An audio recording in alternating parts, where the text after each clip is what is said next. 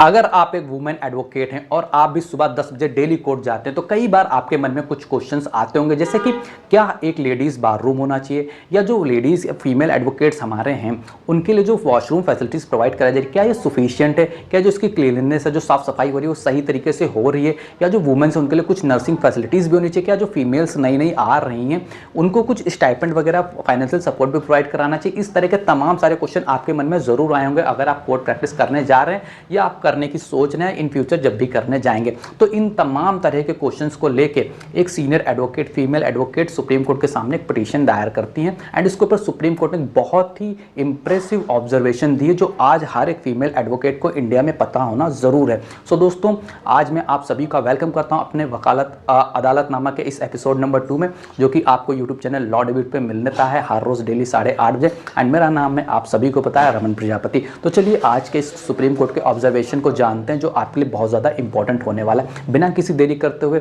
बिना किसी बकवास करते हुए जो मेन बात है आपके सामने मैं प्रेजेंट करता हूँ। तो देखिए होता क्या है कि सुप्रीम कोर्ट ऑफ इंडिया के सामने एक पिटीशन दायर करते हैं एक सीनियर एडवोकेट, ठीक, एंड उसमें उन्होंने कुछ इशूज़ बिफोर द कोर्ट लेके आए। कुछ इशूज़ क्या क्या इशूज़ थे, जो दो मेजर इशूज़ थे। एक lack of ladies bar room. उन्होंने कहा था कि जो लेडीज़ बार रूम है इसकी बहुत कमी है एंड कुछ जगह तो है लेकिन जहाँ पे वहाँ पे भी सही से वर्क नहीं कर रहे हैं, कहीं पे लॉक वगैरह ताला वगैरह भी पड़ा हुआ है। सेकंड थिंग उन्होंने कहा था इन एडुकेट कोर्ट इंफ्रास्ट्रक्चर।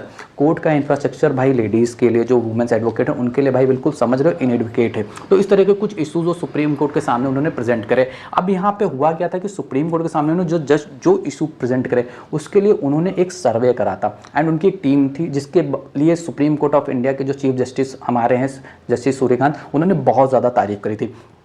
इस सर्वे में उन्होंने हाई कोर्ट्स, डिस्ट्रिक्ट कोर्ट, जितने भी तुकलनामा कोर्ट्स वगैरह हैं वहाँ पे उन्होंने सर्वे करा था अपनी टीम्स के साथ में। तो उस सर्वे में उन्होंने बताया कि कोई लेडीज़ बार रूम है ही नहीं। मोस्टली ऑफ द कोर्ट आप देखेंगे, डिस्ट्रिक्ट कोर्ट में देखेंगे या कहीं भी आप देखें, लेडीज़ बार रूम है ही नहीं एंड इनसफिशिएंट सीटिंग अरेंजमेंट, यानी सीटिंग अरेंजमेंट भी सही से नहीं है फीमेल एडवोकेट्स के लिए कि वो सही से बैठ सकें।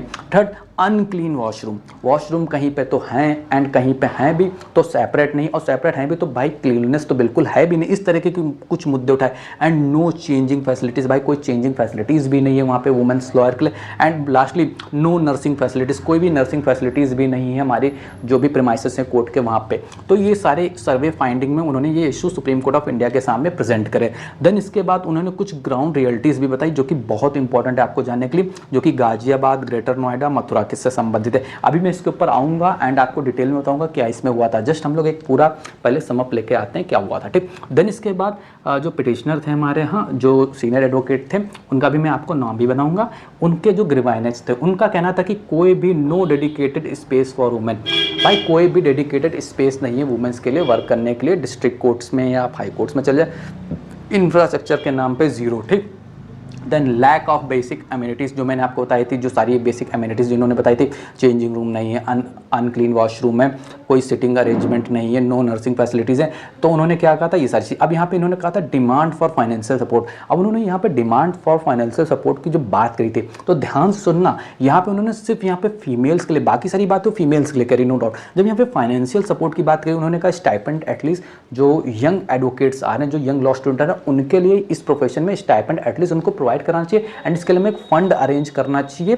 तो यहाँ पे जो बात इन्होंने कही थी, ये सिर्फ वुमेन्स के पॉइंट ऑफ व्यू से नहीं, ये हर एक, अगर बॉयज़ हैं या गर्ल्स हैं, जो भी यंग आ रहे हैं, उनको हमें कुछ ना कुछ स्टाइपेंड प्रोवाइड कराना बहुत ज़रूरी है। तो ये उनकी कुछ डिमांड थी एंड ये वेलकम डिमांड्स हैं एंड वेलकम इनके जो सर्वे हुए हैं, इसके लिए उन्होंने बहुत मेहनत करी। सुप्रीम कोर्ट के जो हमारे चीफ जस्टिस साहब हैं, उन्होंने भी बहुत तारीफ करी है, आगे मैं आपको बताऊँगा। लेकिन जितनी भी बातें इन्होंने कहीं ना कहीं कही है, मेरा पर्सनल ओपिनियन है कि बिल्कुल सही बातें इन्होंने कही है। एंड मैं भी यही सोचता था कि यार, यानी जो वुमेन्स हैं, आप खुद सोच के देखिए, जो दूसरों के राइट्स के लिए लड़ते हैं कोर्ट जाके, दूसरों की डिग्निटी के लिए लड़ते हैं जाके, क्या वो उनके ही राइट को प्रोटेक्ट कर पा रहे हैं या नहीं कर पा रहे हैं? क्या उनका ये राइट नहीं कि उनको एक क्लीन वॉशरूम मिले, सीटिंग अरेंजमेंट मिले एंड लेडीज़ का बार रूम हो, कोई चेंजिंग फैसिलिटीज़ हो, नर्सिंग फैसिलिटीज़ मिले? क्योंकि देखिए, हम जब भी बात करते हैं एक वुमेन के पार्टिसिपेशन की, तो इतना नहीं कि सिर्फ आपने कोर्ट भेज दिया एंड कोर्ट में आने दिया, उतना काफ़ी है। पहली बात, अगर वुमेन कोई कोर्ट जा रही है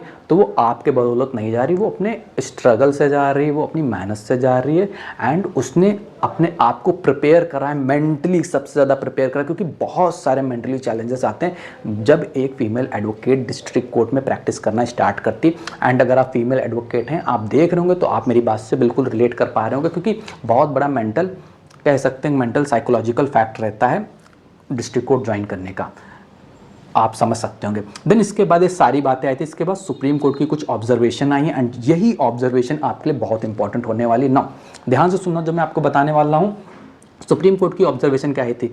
बियॉन्ड एडमिनिस्ट्रेटिव कॉन्फिडेंस। सर, तो सुप्रीम कोर्ट ने कहा था कि भाई ये सिर्फ एक एडमिनिस्ट्रेटिव यानी प्रशासनिक व्यवस्था सुविधा का मामला नहीं है कि यानी जो नौकरी कर रहे हैं उनको एडमिनिस्ट्रेटिव फैसिलिटीज़ जो मिल जाती हैं, ये लो कार लो एसी लो, ये नहीं है, ये इतना सा मामला नहीं, छोटा सा, इसको प्लीज़ इसको छोटा सा मामला मत समझिए। It is dignity equal participation, यानी ये किससे जुड़ा हुआ, जो वुमेन्स की डिग्निटी है, जो वुमेन की इक्वल पार्टिसिपेशन है, उससे जुड़ा हुआ मैटर है। एंड ये किससे कंसर्न है? हमारे कॉन्स्टिट्यूशनल वैल्यूज से। कॉन्स्टिट्यूशन वैल्यू हमारा आर्टिकल 21 हमें बताता है कि right to life, right to dignity and safe working environment provide कराना चाहिए।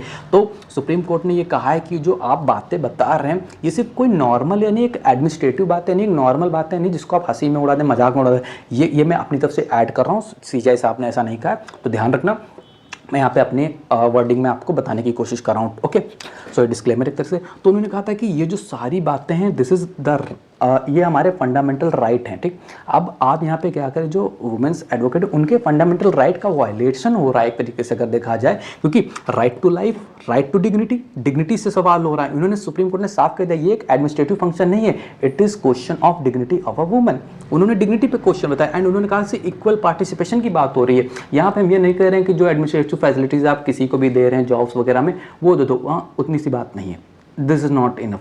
हम इसको थोड़ा और लेवल पे लेकर जा रहे हैं, हम यहाँ पे वुमेन की डिग्निटी से इसको ऐड ऑन कर रहे हैं, हम यहाँ पे equal participation and most important हम यहाँ पे इसकी कॉन्स्टिट्यूशनल वैल्यू से इसको रिलेट कर रहे हैं, जिसमें हमारा आर्टिकल 21 सभी को right to life, right to dignity and right to कह सकते हैं सेफ वर्किंग एनवायरनमेंट प्रोवाइड करने की बात करता है। देन इसके बाद सुप्रीम कोर्ट ने बहुत इंपॉर्टेंट लाइन कही जिसको वो आपको बहुत ध्यान से सुनना चाहिए। सुप्रीम कोर्ट ने कहा कि ग्रोइंग पार्टिसिपेशन, यानी वो कह रहे हैं कि हम मानते हैं कि पिछले कुछ डिकेड्स में वुमेन्स का जो पार्टिसिपेशन है कोर्ट में बढ़ा है, नो डाउट। बहुत फीमेल्स एडवोकेट्स आ रही हैं, district court, supreme court, high court, बहुत अच्छे से जुडिशरी में भी आ रही हैं, एंड उनका पार्टिसिपेशन बढ़ा, हम मानते हैं, बहुत अच्छी बात है। लेकिन नीड फॉर इक्वल कंडीशन, उन्होंने कहा कि सिर्फ पार्टिसिपेशन करना, एक दरवाज़ा खोल दिया एंड आप आ जाइए प्रैक्टिस कर लीजिए, इतना काफ़ी नहीं है, इक्वल कंडीशंस होनी चाहिए। एंड ऐसा नहीं कि आपने access alone is not enough. उन्होंने कहा कि आपने सिर्फ दरवाज़ा खोल दिया एंड आप आ जाइए कोर्ट में बैठिए आके प्रैक्टिस करिए, इतना इनफ नहीं होने वाला है। मीनिंगफुल पार्टिसिपेशन मैटर, उन्होंने कहा कि आपने उनको पार्टिसिपेट करने के लिए बुलाया, उनको बुलाया है, ठीक, आप आइए कोर्ट में प्रैक्टिस करिए, चलिए आपने दरवाजे उनके लिए खोल दिया, लेकिन इस पार्टिसिपेशन को अगर हमें मीनिंगफुल बनाना है तो उसके लिए हमें कुछ काम करने चाहिए, ठीक। एंड उसके लिए हमें क्या करना चाहिए, सारी फैसिलिटीज़ हमें वुमेन्स एडवोकेट्स को प्रोवाइड करानी चाहिए। Then Supreme Court of India ने एक कमेटी जो उनकी ऑलरेडी गठन में है, जुडिशियल इंफ्रास्ट्रक्चर के ऊपर एक कमेटी बनी हुई है, तो उसके लिए उन्होंने ये बात कही कि वहाँ पे इन्होंने रिकमेंडेशन की, एंड जितने भी हमारे अटॉर्नी जनरल, एडवोकेट जनरल हैं हमारे, उनसे ये व्यूज़ मांगे हैं इस पूरे मुद्दे के ऊपर। देन इसके बाद हम देखते हैं इस पर क्या होने वाला। लेकिन अभी मैं आपको कुछ चीज़ें और बताने वाला हूँ जो कि बहुत इंप्रेसिव है। सुप्रीम कोर्ट ने कहा कि facilities for women advocate equal to dignity under the article 21 of the constitution. अब मैं कुछ बात आपके सामने शेयर आउट करने जा रहा हूँ, एंड देखो यार, डिजिटल बोर्ड तो मेरे पास है नहीं, वाइट बोर्ड, जितना मैं इसमें लिख सकता हूँ मैं लिख सकता हूँ, बाकी मैं आपके सामने वीडियो के सामने नीचे कर रहा हूँ, लगा रहा हूँ, आप जस्ट उसको मेरे साथ रीड करना, मैं आपको बहुत अच्छी अच्छी बातें यहाँ पे रीड आउट करने वाला हूँ, ठीक। तो देखो यहाँ पे जो मैंने आपको बताया था ground reality, Ghaziabad, greater Noida जो इसी में आता है, ठीक, एंड मथुरा वगैरह, तो इसमें एक लाइन इन्होंने ऐड ऑन करी थी, referring to the code in Uttar Pradesh, ध्यान से सुनना, referring to the code in Uttar Pradesh council said. अच्छा, मैं इनको सीनियर एडवोकेट्स, इनका नाम मैं बता देता हूँ। सीनियर एडवोकेट हैं डॉक्टर मोनिका गोसाई जी, ओके। इनके लिए जितनी तारीफ करी जाए उतनी कम है। सो यहाँ पे मैं जस्ट जो उन्होंने जो कहा है वो मैं आपको यहाँ पे पढ़ के बता रहा हूँ, जो सीनियर एडवोकेट डॉक्टर मोनिका गोसाई जी ने कहा है, मैं उनके वर्ड जो भी हैं जस्ट वो रीड आउट करना। उन्होंने कहा है referring to the code in Uttar Pradesh council said, उन्होंने कहा कि हम उत्तर प्रदेश के जो काउंसिल है उनको सेट करते हुए कह रहे हैं, रेफरिंग करते हुए कह रहे हैं कि Ghaziabad primary city of UP greater Noida, यानी कह रहे हैं कि यूपी के ग्रेटर नोएडा में गाजियाबाद एक प्राइमरी सिटी आती है, कोई छोटी मोटी सिटी नहीं आती। देन उसको it does not have ladies bar room, उन्होंने कहा कि यहाँ पे भी लेडीज़ बाथरूम नहीं है, it is just like the feeling is we are not suppose to be there. और वो कह रहे हैं कि इस तरह की फीलिंग आती है कि हम लोगों को ऐसा लगता है कि हम लोगों को यहाँ पे होना ही नहीं चाहिए, ऐसा वो लोग इन्वायरमेंट है, we are not to be seen. कहने का क्या मतलब है, इसमें उन्होंने साफ साफ कहा है क्या कि ऐसा लगता है जैसा हमसे कोई उम्मीद ही नहीं है कि चाहती है कि हम वहाँ पर रहें या हम वहाँ पर दिखें। ये उन्होंने एक रेफरेंस पे बात कही, ठीक। देन इसके बाद उन्होंने क्या है इसके बाद उन्होंने कहा in Ghaziabad I heard that the women advocate are suppose to be there from 10 to 1 only. उन्होंने कहा कि उन्होंने सुना है कि वहाँ पे ये बातें होती हैं कि वुमेन एडवोकेट जितनी भी आती हैं उनको सिर्फ 10 बजे से 1 बजे तक होना चाहिए। And once you send your children to school and husband to office, come to the court and by 1 o'clock go back, we don't have any facility so we can not stay back till 4 o'clock she said. उन्होंने कहा है कि वहाँ पे हमने ये सुना है कि वुमेन एडवोकेट से ये बताया जाता है कि आप 10 बजे से 1 बजे तक बैठो, आके आपके जो बच्चे हैं उनको स्कूल भेज दो, हस्बैंड उनको ऑफिस भेज दो, फिर आप आओ 10 से 1 प्रैक्टिस करो, देन आप जा सकते हो, क्योंकि हमारे पास फैसिलिटीज़ नहीं है आपको 4 बजे तक रोकने के लिए, ऐसा उन्होंने यहाँ पे मेंशन करा है, ठीक। देन इसके बाद उन्होंने क्या कहा है मथुरा के बारे में। मथुरा में उन्होंने कहा Mathura the ladies bathroom is locked the council added. उन्होंने कहा कि बाथरूम भाई बना हुआ है मथुरा में लेकिन वो लॉक्ड है भाई, चलो कोई बात ही नहीं। फिर इसके बाद सुप्रीम कोर्ट ने बहुत इंपॉर्टेंट बात, देखो यहाँ तक मैंने आपको सारी चीज़ें बता दी, अब सुप्रीम कोर्ट ने अप्रिसिएशन दी। अब यहाँ से हमें सीखने की ज़रूरत है, क्यों? क्योंकि ये मुद्दे तो कोई भी ला सकता था, ये आज के मुद्दे नहीं हैं, ये आज के प्रेजेंट सिनेरियो के मुद्दे नहीं, हमेशा से मुद्दे, लेकिन इनके ऊपर रिसर्च किसने करी? फीमेल एडवोकेट्स ने करी। क्या आपको देखो क्या होता है कि कोर्ट प्रैक्टिस करना इज़ समथिंग लाइक आप एक अपने अंदर बदलाव लाना, एक सोसाइटी में बदलाव लाना। अगर आप इन दोनों चीज़ों को कनेक्ट कर पा रहे हैं, ठीक, देन आप कोर्ट प्रैक्टिस में कुछ ना कुछ तो बड़ा लेवल का कर जाएंगे, ठीक। अब यहाँ पे सुप्रीम कोर्ट ऑफ इंडिया के जो चीफ जस्टिस हैं उन्होंने बहुत तारीफ़ करी है। उन्होंने क्या कहा है, बहुत ध्यान से सुनना। We would like to appreciate you for the amount of research and hard work in the way you collected the data. वो कह रहे हैं कि हम आपको अप्रिशिएट करते हैं एंड आपने जो इतना हार्ड वर्क करा, रिसर्च करा, सारा डाटा कलेक्ट करने में, उसके लिए we really admire that there are people who are really committed to the cause of judicial system and for the legal fraternity the CJI observe. आप देख सकते हैं कि CJI जो हमारे कितना इंप्रेस हुए इस चीज़ों से। देन वो आगे क्या कहते हैं, that CJI further has constitution, जो मैंने आपको बता ही दिया है उन्होंने। देन उसके बाद क्या है, the bench also commanded women advocate who participate in the exercise observe the all the young girls who are party to all the collection of information have done very remarkable job. तो CJI ने ये भी कहा कि इस research में, इस project में जितनी भी यंग फीमेल लॉयर थी उन्होंने भी बहुत रिमार्केबल जॉब करा है। तो इस तरह से CJI ने उनको भी बहुत अच्छे से आश्वासन एंड उनके लिए तारीफ उनकी करी। सो दोस्तों ये था एक जजमेंट। ये अगर आपके जानने में कोई भी फीमेल एडवोकेट है तो उस तक ये वीडियो ज़रूर पहुंचनी चाहिए। एंड आपके क्या ओपिनियन है, अगर आप कोर्ट प्रैक्टिस करने जा रहे हैं तो आप क्या ये सारी जो बातें कही जाने क्या उनसे एग्री करते हैं? Please comment down your opinion. And जैसा भी हो आप लोग कमेंट करके ज़रूर बताना एंड जस्ट सजेशन दीजिए कि कैसी आपको वीडियोस लग रही हैं, ताकि अगर कोई प्रॉब्लम्स आ रही हूँ तो मैं जल्द से जल्द उनको सुधारने की कोशिश करूँ। बिकॉज ये सिर्फ हमारा एपिसोड नंबर 2 है अदालतनामा का एपिसोड नंबर 1, उसमें हमने एक फंडामेंटल राइट जो न्यू ऐड ऑन हुआ सुप्रीम कोर्ट का, वो हम लोग डिस्कस करे थे कल, तो उसको भी अगर आपने नहीं देखा तो देख लेना। आज की वीडियो में जस्ट इतना ही। अगर आप यूट्यूब चैनल पे हमारी इस वीडियो को देख रहे हैं तो चैनल को सब्सक्राइब कर लीजिए, वीडियो लाइक कर लीजिए एंड ज़्यादा से ज़्यादा लोगों तक शेयर कर दीजिए। अगर आप फेसबुक पे इस वीडियो को देख रहे हैं तो प्लीज़ भाई चैनल पेज को हमारे फॉलो कर लो, लॉ डेबिट को। थैंक यू सो मच दोस्तों, वीडियो देखने के लिए बहुत बहुत धन्यवाद।